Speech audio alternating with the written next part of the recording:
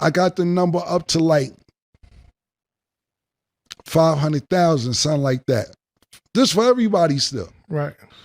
I'm like, nah, bro. This ain't even 100,000 for everybody. So Kiss hit me. He like, Killer, I knew you get that number up. I knew you get that number up. And I'm like, hell yeah, I'm gonna get the number up, man. We gonna get the number up, but we got a tour that's worth way more than this. Why are we doing this? Let's do it after the tour. So Capo like, Cam is in Madison Square Garden. They have a fight that night. The camera's gonna be set up. This, that, and the third. They can't do it another time. I'm like, nah, bro, I ain't doing this. So Capo said to me, Cam, every dollar I make from this Verzuz, I will give to you. I just want to perform in the Garden again. Cameron says that one phone call changed everybody's paycheck before Verzuz even started. What if everything you thought you knew about the legendary Dipset versus the Lox Verzuz battle was only half the story? Cameron is finally pulling back the curtain on the real reason Jadakiss thanked him after the event. And it has nothing to do with who won on stage. According to Cameron, he refused to accept the original deal because he believed every artist deserved a much bigger payday.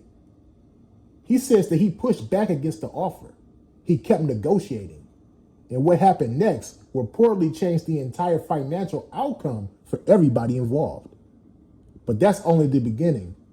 Cameron also claims that he negotiated extra revenue, back-end profits, equity, and even additional perks that almost nobody knew about.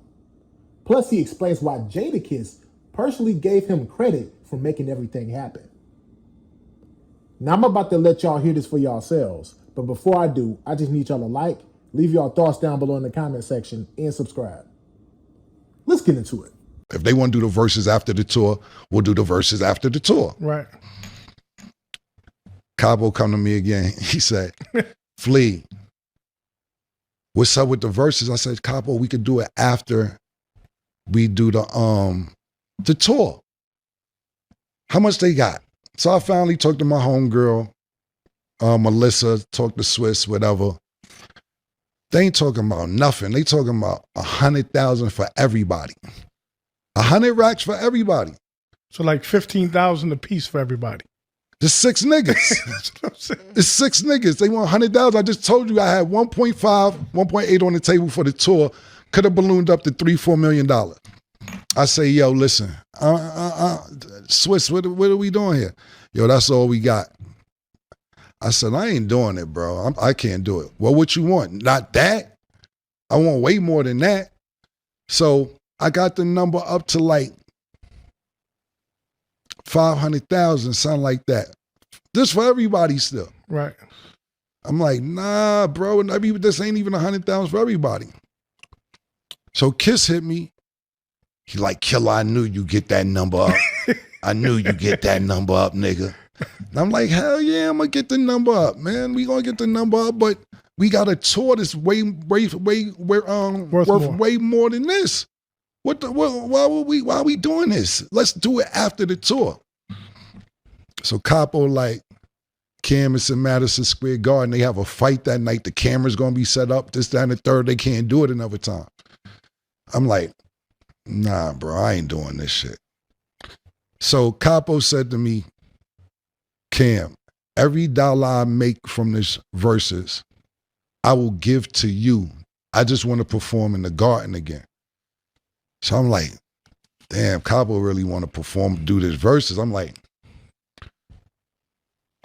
if he wanted to give up all the money he making, that mean he really want to do this. Right. All right, fuck it, let's do it. All right, now I got to start negotiating with Thriller, whatever the fuck. Triller. Yeah. I got to start calling them because I'm like, if this nigga want to give up all this money, I'm not going to take Capo money, but that's how bad he want to do it. So I call Swiss, I call Triller people. I can't remember their name. My homegirl, Melissa, worked for them. And I ran the number up. Now, I ain't going to tell you what they got. They got more than that. I worked it out so niggas got more than that. So I'm like, now I got to start working out for me because we got a tour on the table, and now they gotta wait. Now the people that's doing the tour, they don't want to do us to do the verses because they feel like if people see us do the verses, the tour ain't gonna sell no tickets because they already seen all the songs. Right. So I felt them.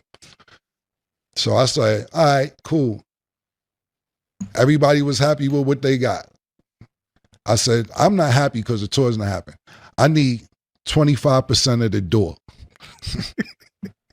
He said, all right, bet. I said, I need an additional 25% for putting this whole shit together because I wasn't going to do it.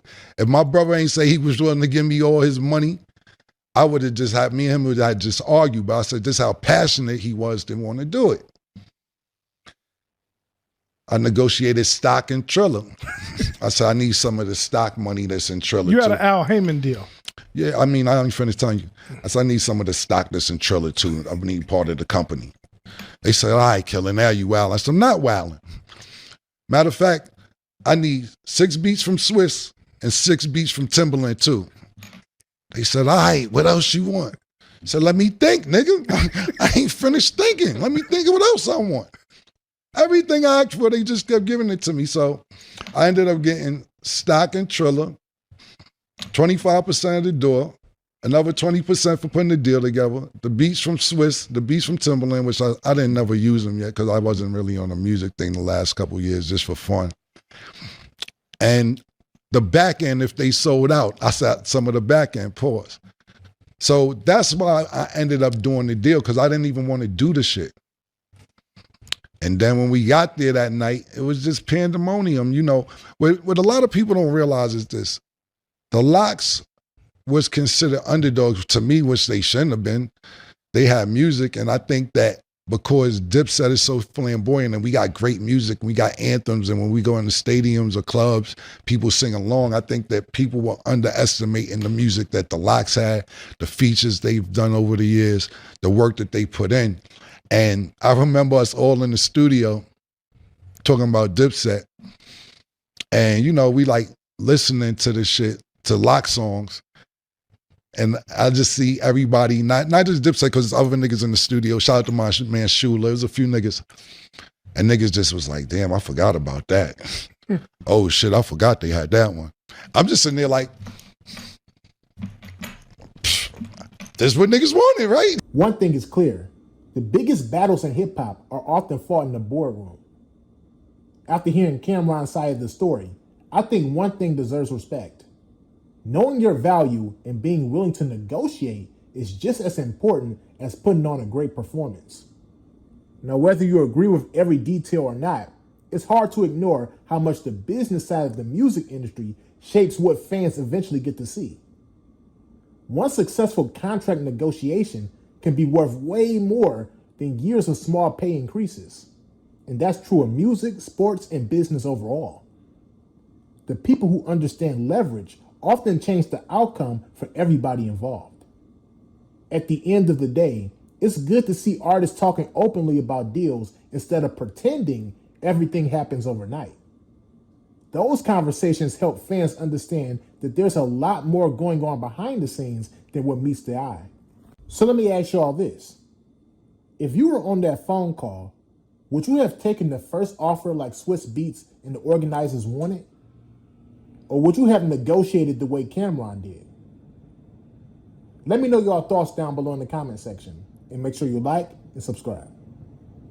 Peace.